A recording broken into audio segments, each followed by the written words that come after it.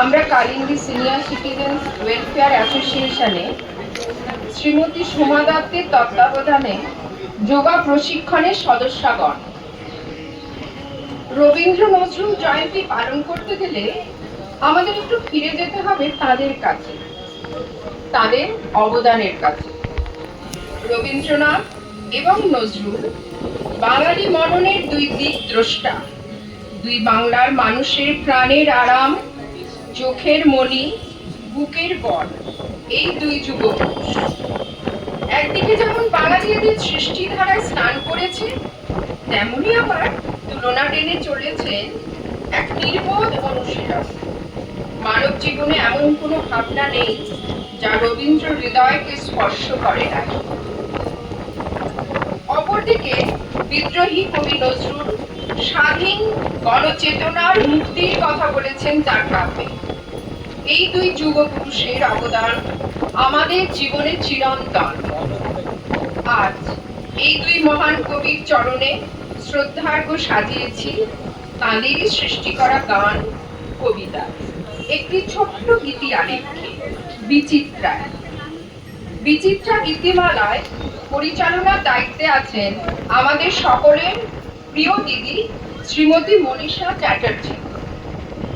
সকলের অনুমতি নিয়ে একটি সমবেত সঙ্গীত দিয়ে শুরু করছি আজকের অনুষ্ঠান। সবারই করি আহ্বান।